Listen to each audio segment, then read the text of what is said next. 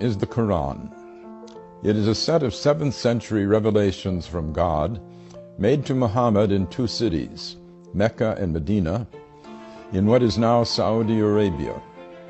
It heralds the truth that there is only one God, not the many gods still being worshipped in ancient Arabia. Of course, this was not the earliest revelation that there is only one God. That had been taught in Hebrew to the Jews and in Greek to the Christians before it was taught to Muslims in Arabic. These 3 sets of revelation set apart the people of the book, each with their own special covenant from the same God.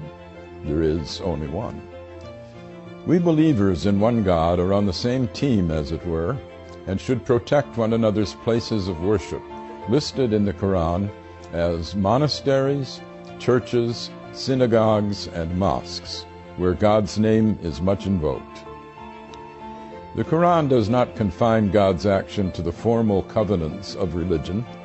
God tells us that He sends messages to all men all the time, beginning with Adam, who repented his sin in the garden and became the first prophet. The unending stream of prophets includes Moses and Jesus. Muhammad himself is the seal of the prophets, not as canceling former covenants, but as confirming them. But the love of God is not brought only by human messengers in the Qur'an. Creation itself is a set of messages from God, which speak a divine code that we are told to decipher. God's intent can be seen in the beauty and power of the universe. Moses does not speak alone on the mountain speaks with him. Birds speak to Solomon. The world is constantly signaling to us, bringing us insights into the beauty and power of its maker.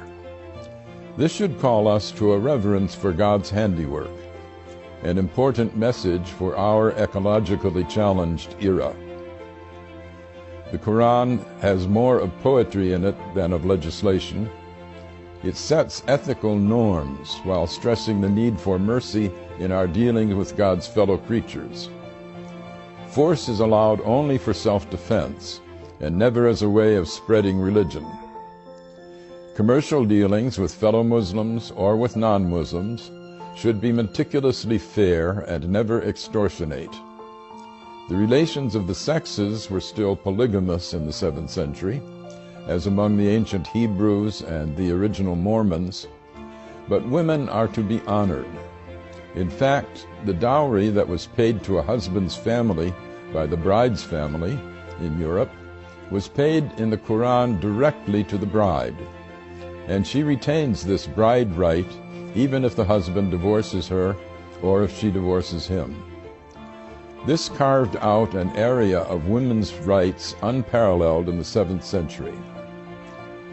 The Qur'an is a book of many levels and great depths. Even non-Muslims can learn from it, as Pope Francis has proclaimed. I am Gary Wills for the Amerstein Center.